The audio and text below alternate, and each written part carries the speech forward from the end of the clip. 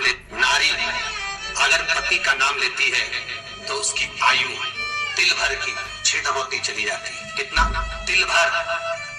स्कंद पुराण में लिखा है, तिल भर की आयु क्षीण होती चली जाती। नारी ज्येष्ठ पुत्र का नाम लेती है, हाँ ज्येष्ठ में अगर बेटी है तो उसका नाम ले सकती है, पर ज्येष्ठ पुत्र बड़ा पुत्र है और पुत्र का नाम लेती है तो उस बालक की कभी उन्नति नहीं हो सकती। तन से, मन से या धन से वो बालक हमेशा दुखी ही रहेगा। तुम दुनिया का सारा सपोर्ट कर दो, तुम चाहे अपनी प्रॉपर्टी बड़े बेटे का नाम कर दो, तुम चाहे पूरा दुनिया भर का सुख अपने बेटे के सामने लाकर खड़ा कर दो, तो भी अगर माँ अपने बड़े पुत्र का नाम बार बार लेती है तो वो पुत्र या तो तन से या मन से या धन से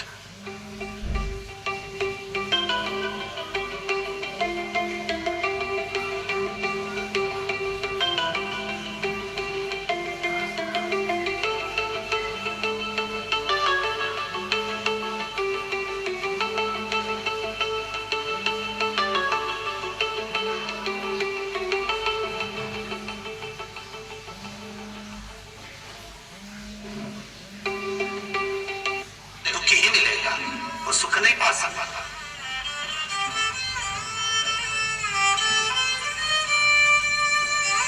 और जिन जिन के घर में बड़ा पुत्र हो और बड़े पुत्र का नाम आप माताएं लेती हो तो उसकी दशा जरूर देख लेना एक बार। कथा गलत नहीं कर सकती, स्कंद पुराण कभी गलत नहीं जा सकती। आपके घर में भी अगर बड़ा पुत्र हो और पुत्र का नाम अगर आप ले रहे हो, हाँ ये जरूर है, अगर बेटी बड़ी और उसके बाद पुत्र बड़ा है तो ज्येष्ठ नहीं माना जाएगा। ध्यान रखना, ज्येष्ठ का मतलब होता है सबसे बड़ा पुत्र, उसके बाद सारे बच्चों का जन्म हुआ। क्योंकि बेटी अगर जन्म ले ली पहले फिर बेटा हुआ तो बेटी ज्येष्ठ कहलाएगा, है बेटा नहीं कहलाएगा। अगर पहला ज्येष्ठ पुत्र है तो माँ सारी प्रॉपर्टी दे दे, सारा वैभव दे दे, माँ सारा दौलत दे दे, माँ उसके ऊपर सर्वस्व निछावर कर दे। और अगर बेटे का नाम माता बार बार लेती है तो उस बेटे की उन्नति तरक्की नहीं हो सकती, उसको जीवन में सुख नहीं मिल सकता, कुछ ना कुछ चीज से वो दुखी रहेगा। चाहे वो बच्चों से रहे, पत्नी से रहे, परिवार से रहे, कुटुंब से रहे, व्यापार में रहे, व्यवसाय में रहे, ऑफिस में रहे, चाहे अपने शरीर से रहे, और दुख तो उसके भाग्य में थोड़ा लिखा ही रहे। वो जो चीज वेदव्यास जी ने वर्णन कर दी महाराज, उसका प्रमाण आप खुद भी अपने घर में देखो कि सही है कि गलत है। जिस घर में बड़ा पुत्र हो और माँ उसका नाम बार बार लेती हो,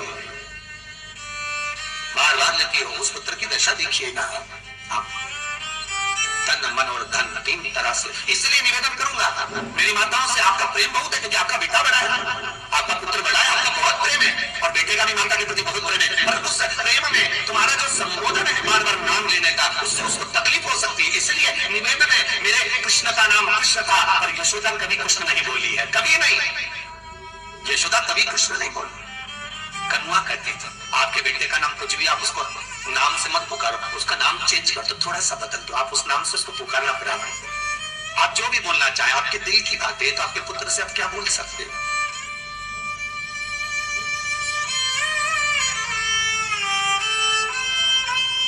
मेरी कौशल्या मैया राम को केवल राम ही कहती थी।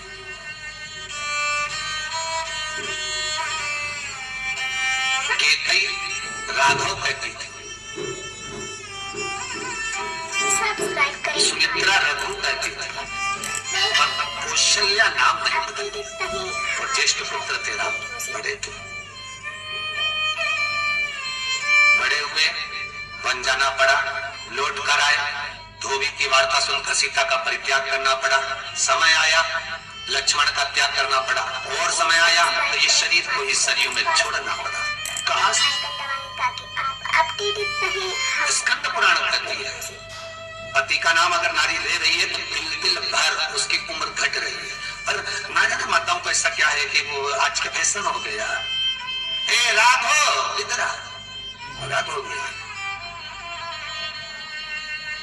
सब्सक्राइब करें हमारा चैनल। नाम लेने में तिल भर की आयु, ज्येष्ठ पुत्र का नाम लेने में उसकी समृद्धि, उसका जो वैभव है, उसका जो सुख है वो घट रहा है।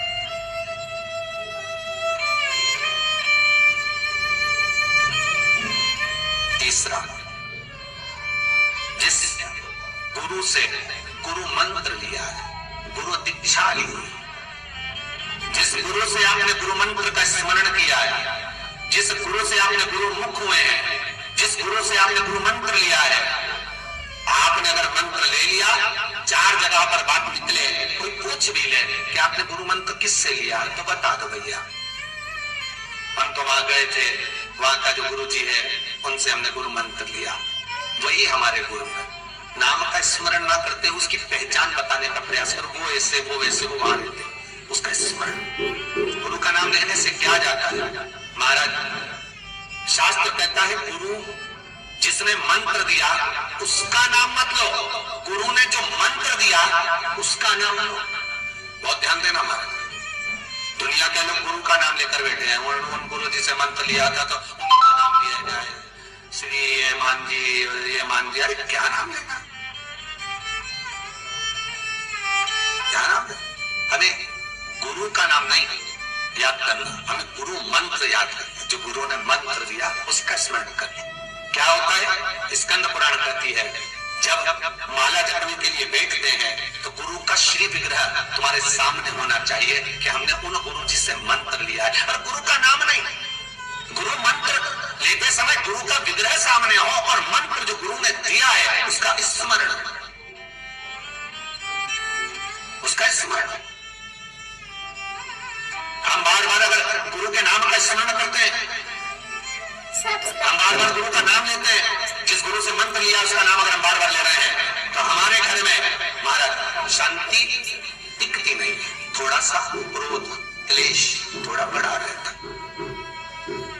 अगर तुम्हारे परिवार में तुम्हारे घर में कोई किसी की निंदा करता हो तो कह देना भैया हमको 24 तरह के नरक में नहीं जाना, तो चुपचाप हो जाए, बिल्कुल चुप। 94 नरक में से 24 नरक निंदा के, केवल निंदा सुनना, और निंदा करने वाला तो केवल 4 नरक में गिरता है। क्यों 4 नरक में गिरता है? तो पूछा निंदा करने वाले को ज्यादा पाप लगना चाहिए, नहीं उसको कम लगता है। तो कम क्यों लगता है? तो अग्नि पुराण में लिखा कि निंदा करने वाला को 4 नरक का भोग इसलिए बताया जाता है क्योंकि जिसकी वो निंदा करता है उसके सारे पाप धोता है। मतलब आप किसी की निंदा कर रहे हैं तो उसके पाप धो रहे हैं। किसके? जिसकी निंदा हो रही है। तो निंदा करने वाले को तो भगवान ने इसलिए पैदा करा क्योंकि तू पाप धोएगा, तो इसलिए उसको 4 नरक। और जो सुन रहा है, अरे बोलो तो जमते, उसको 24 नरक। सब्सक्राइब करें पूरा 100% पाप कर्म तुम्हारे, उसको तो कमी लगा जितने हर एक वीडियो से, और जो सुन रहा है उसको ज्यादा लगे। निवेदन करूंगा जिसकी किडनी गड़बड़ हो गई हो, जिसका लीवर गड़बड़ हो गया हो, जिसको डायलिसिस चल रहा हो और छूट नहीं रहा हो, वैकुंठ चतुर्दशी के दिन सब्सक्राइब करें हमारा चैनल। नदी के घाट पर, नदी तालाब सरोवर कुआं बावड़ी जो हो उसके तट पर 14 दीप लगाकर, पीपल के पत्ते पर शहद डालकर और उसमें एक काली मिर्ची शंकर जी का नाम डालकर बोलकर उसमें चढ़ा दें। उसी पत्ते की काली मिर्ची थोड़ा सा शहद घाट पर डाल दें और उस पत्ते को घर पर लेकर आ जाए। जिसको डॉक्टर ने कह दिया डायलिसिस होगा, किडनी लीवर गड़बड़ हो रहा है, वैकुंठ चतुर्दशी के दिन रात्रि को 14 दीप लगाकर जब घाट से आए, जिस व्यक्ति को रोग है, बीमारी है, उसको वो पत्ते समेत चटा देगा। हर एक वीडियो से, और फिर जाकर आप 8 दिन 10 दिन बाद जांच करवाओ, आपको उसका फल प्राप्त हो जाए। और विश्वास रखकर, क्योंकि हरि और हर मिलन कोई साधारण नहीं है। वैकुंठ चतुर्दशी का हिंदू धर्म का एक त्योहार जो हमारे भगवान शिव ने निर्मित किया है। शंकर ने जिन वारों को बनाया, त्योहारों को बनाया, तिथियों को बनाया, घड़ी और पल बनाए, शिव महापुराण में सब लिखा है कि एक एक पल, एक एक घड़ी, एक एक तीर्थ का एक एक स्मरण जो करा गया है हमारे यहाँ त्योहारों का, तिथियों का, वारों का, नक्षत्रों का, ये शंकर ने करा। ये कोई सहज नहीं करा,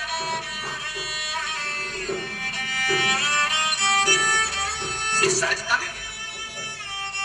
श्री शिवाय सब्सक्राइब करें हमारा चैनल वास्तु फैक्ट। श्री शिवाय अपडेटेड रहें नमस्कार। हर एक वीडियो से। श्री शिवाय नमस्कार।